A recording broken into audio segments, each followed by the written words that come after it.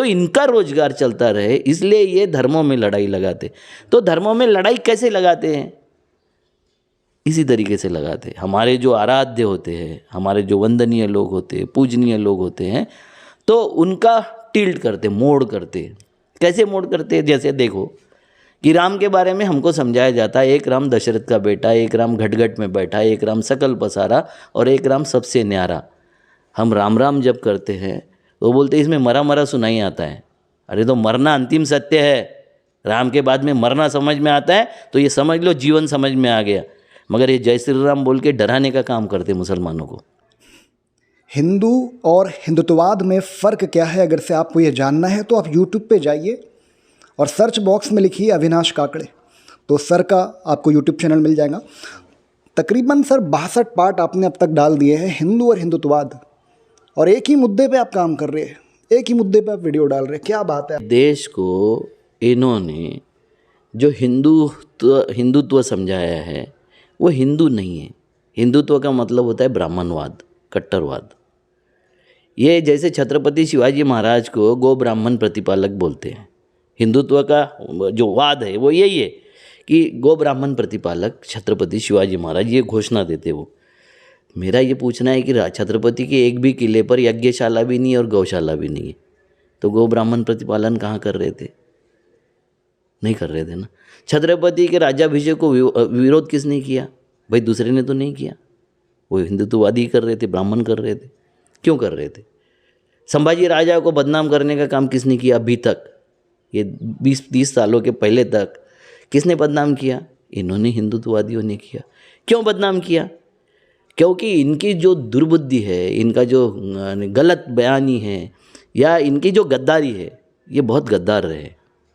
इनका जो गुरु है जिसको रामदास कहते हैं, वो आदिल शाह का हेर था, इसके डॉक्यूमेंटेशन है। मगर छत्रपति से मुलाकात हुई, इसका कोई डॉक्यूमेंटेशन नहीं है इनके पास में, कहीं नहीं ये प्रूव कर सके।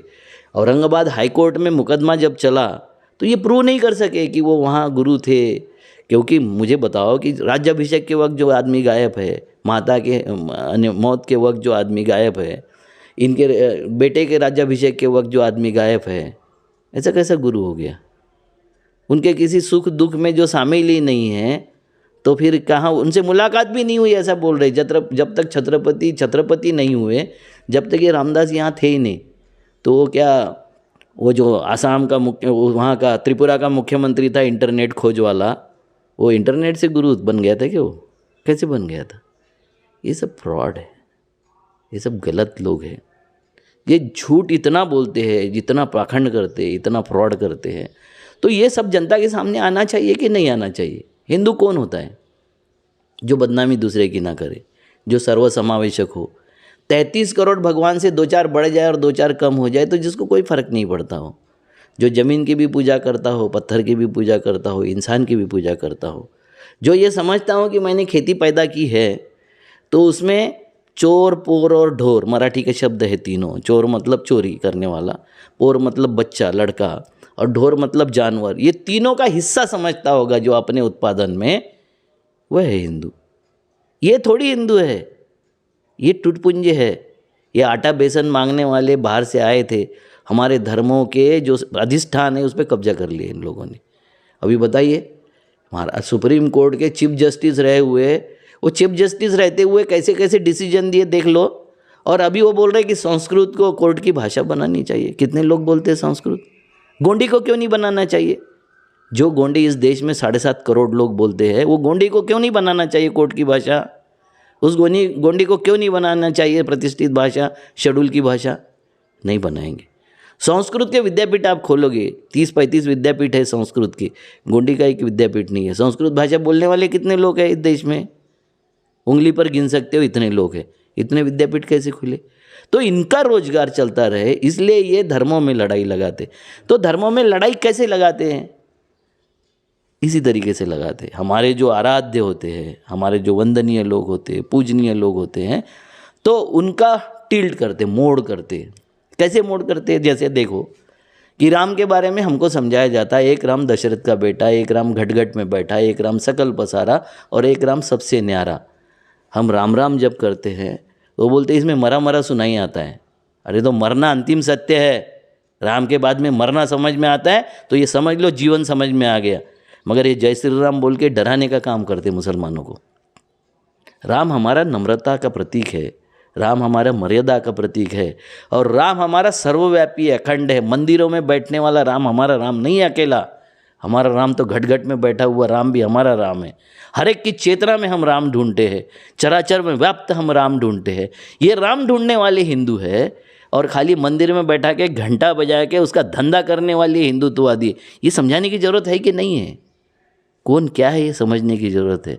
हमारे लोगों को बरगलाया जा रहा है, मूर्ख बनाया जा रहा है। हिंदुत्व की रक्षा करना जरूरी है, 2030 में या 45 में पूरा मुस्लिम व्याप्त हो जाएगा। मैं तो ये पूछता हूँ बार बार कि 700 साल अगर आप बोलते हो मुगलों का शासन था दिल्ली में, तो दिल्ली के आसपास के 90% से ज़्यादा गांव हिंदू कैसे बचे हैं भाई? वो अपने जहाँ उनका आसन था, जहाँ उनकी राजधानी थी, उसके पास भी अगर धर्मांतरण नहीं कर सके तो फिर धर्मांतरण कैसे हुआ, किस तरीके से हुआ? पहली मस्जिद केरला में कैसी आई, तमिलनाडु में कैसी आई, गुजरात में कैसी आई? तलवार लेके तो आई नहीं है वो मस्जिदें। मैं मानता हूँ कि तलवार के बल पर मैंने इस्लाम का पूरा डिस्कोर्स जो है वो तलवार के दम पर बढ़ने वाला है। वो हमसे कोई श्रेष्ठ नहीं है, अल्लाह से कोई श्रेष्ठ नहीं है, मुसलमान से कोई श्रेष्ठ नहीं है। मतलब महात्मा गांधी के बारे में बोलता है कि महात्मा गांधी से तो मेरा कोई भी मुस्लिम, छोटा से छोटा भी मुस्लिम महात्मा गांधी से ऊंचा था। ये जिन्ना के स्टेटमेंट थे। सुअर का गोश्त खाने वाला, दारू पीने वाला इस्लाम पर लेक्चर दे रहा था, आप लोग ताली बजा रहे थे, आप लोग सुन रहे थे, उसका खामियाजा भुगत रहे हो। अब अभी भी भुगत रहे हो, वहाँ भी भुगत रहे हो, यहाँ भी भुगत रहे हो। पाकिस्तानी थे नहीं, यहाँ के भी थे। वोट किसने दिया था भाई? उत्तर प्रदेश जो बटा नहीं, महाराष्ट्र, तमिलनाडु, हैदराबाद जो बटा नहीं, वोट तो यहाँ के लोगों ने दिया था। वो सिंध वालों ने नहीं वोट दिया था। वहाँ तो आरएसएस और मुस्लिम लीग का शासन नहीं था ना। जिसका मुस्लिम लीग और आरएसएस का जहाँ शासन था वो तो बट गया, जहाँ बाकी शासन थे वो बटा नहीं, और यहाँ के लोगों ने वोट दिया था मुसलमानों ने। मगर इनको समझ में आ गया था यहाँ के मुसलमानों को। अभी ये जो कुछ बताते होंगे ना आरएसएस वाले कि ये इनको लोक संख्या बढ़ानी है, जनसंख्या बढ़ा के ये करना है, वो करना है, भारत पे कब्जा करना है। भैया मुसलमानों की 900, मैं ये जो बता रहा हूँ, मैं हिंदू कौन है ये बता रहा हूँ कि मैं सच देखता हूँ। मैं ये देखता हूँ कि 1000 पुरुषों के पीछे 951 महिला है मुसलमानों में, और 931 महिलाएं हिंदुओं में।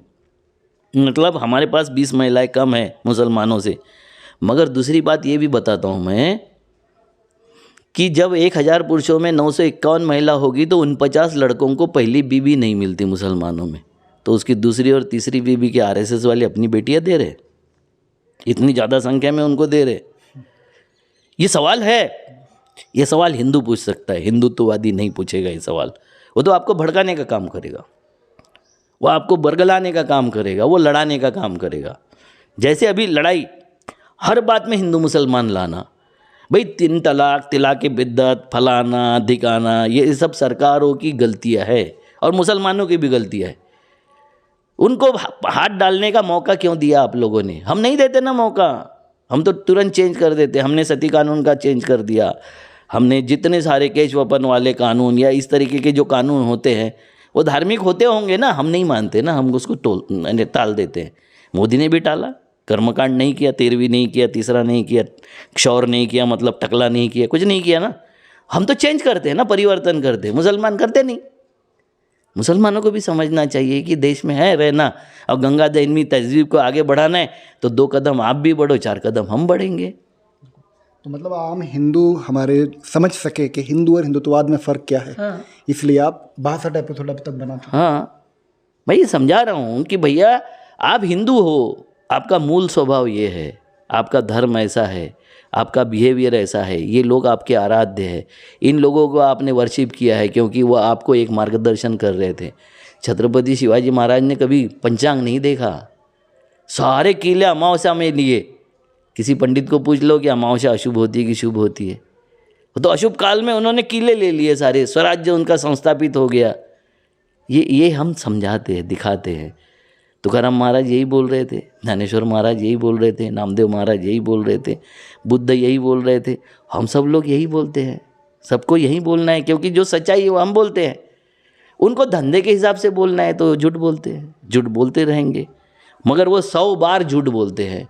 उनका एक संगठित गिरोह है, एक गैंग है, हिंदुत्ववादी एक गैंग है पहले से, जो गैंग को जवाब देने के लिए हमारा जो समाज था वो मुखर होकर जब गांधी के नेतृत्व में आगे बढ़ा तो ये किनारे लग गए थे। मगर दुर्भाग्य से अभी जो राजनेता है, जो पुरोगामी राजनीतित्व करते हैं, जो शाहू फुले अम्बेडकर का नाम लेते हैं, जो गांधी का नाम लेते हैं, वो उस पर बोलते नहीं है तीव्रता से, इतनी प्रखरता से बोलते नहीं। उनको डर लगता है कि ये धर्म के नाम से हमारा ये हो जाएगा, वो हो जाएगा। तो इनके पास से धीरे धीरे छीने गए, वो सारे प्रतीक छीने गए। राम को छीन लिया, भाई राम तो गांधी ने सामना लोकप्रिय किया था, राम राज्य लाने की बात तो गांधी ने की थी। राम इनके हाथ में पड़ गया, छत्रपति और किसी के हाथ में पड़ गया। सरदार पटेल जिनके ऊपर पाबंदी लगाती उनको सरदार पटेल, हमको हमारे समझना पड़ेगा ना, लोग ये नहीं समझना पड़ेगा। अभी देखो धर्म रक्षक और स्वराज्य रक्षक पे कितना बड़ा विवाद हो गया, और ये जिसको आपने जिंदगी भर बदनाम किए वो संभाजी राजे को आप धर्म रक्षक बोलते, धर्मवीर बोलते हो। धर्मवीर तो आनंद दिघे भी थे, धर्मवीर तो धनंजय गाडगिल भी थे। हर जिले में आपको धर्मवीर दिख जाएंगे, स्वराज्य रक्षक तो एक ही थे ना, छत्रपति संभाजी महाराज। उनकी अवहेलना करने वाले, उनको अपमानित करने वाले वो गडकरी जैसे, जो राम गणेश गडकरी है, और बाकी कई लोग हैं, इनके सैकड़ों और हजारों लोगों में हैं जिन्होंने छत्रपति संभाजी राजे को बिगड़ा हुआ एक छोरा लड़का, एक अच्छे राजा का बिगड़ा हुआ लड़का और ये राज्य करने के काबिल नहीं ऐसा आदमी घोषित करने के लिए इन्होंने हजारों लेक्चर, हजारों किताबें, ये सब लिख दिया। अब उनको लगा कि नहीं, ऐसा करने से तो अपना मामला गड़बड़ हो जाएगा। अभी इनके देखो कोश्यारी जी बैठे हुए हैं, इनके कई नेता बैठे हुए हैं जो कभी दिघे जी की बराबरी, वो उसकी क्या बोलते हैं, वो ईडी एकनाथ शिंदे की बराबरी छत्रपति शिवाजी महाराज के साथ कर रहे। वो ज्योतिराव फुले और उसकी सावित्री माई फुले की शादी पर सवाल उठा रहे, कोई छत्रपति के जन्म गांव पर सवाल उठाता है। ये सब जो है ना, ये एक ही माला के मणि हैं। जैसा इनके सबसे सर्वोच्च नेता है जिन्होंने गुरु गोरखनाथ, कबीरदास और गुरु नानक, इनको एक जगह बैठा के चर्चा करवा दिया था। ये ऐसे ही लोग हैं, कोई इतिहास का पता नहीं, कोई वर्तमान का पता नहीं। भविष्य तो अंधकार में है, स्वर्ग नरक की तरफ जाएगा, जन्नत और जहन्नुम की तरफ जाएगा। इनका भविष्य इनके पास में क्या है बताओ, क्या बताएगा? कोई भी धार्मिक कट्टर होगा वो भविष्य क्या बताएगा? मैं किसान हूँ, मेरा भविष्य है। मैं अगर कॉमन आदमी हूँ तो मेरा भविष्य है, मुझे भविष्य मेरे बच्चे दिखाई देते हैं, भविष्य में मेरा देश दिखाई देता है, मेरा समाज दिखाई देता है, मुझे मेरी शिक्षा दिखाई देती है, स्वास्थ्य दिखाई देता है। इनके पास में क्या है? जन्नत जहन्नुम के स्वर्ग नरक के सिवा और क्या है इनके पास? मुसलमानों के जो भी होंगे कट्टरपंथी, क्या है जन्नत और जहन्नुम के अलावा उनके पास में आगे देखने के लिए क्या है? वैसे इनके पास में भी क्या है? कुछ नहीं है। ये कट्टरपंथी एक दूसरे के मौसेरे भाई है, बिल्कुल मौसेरे भाई है। बिल्कुल।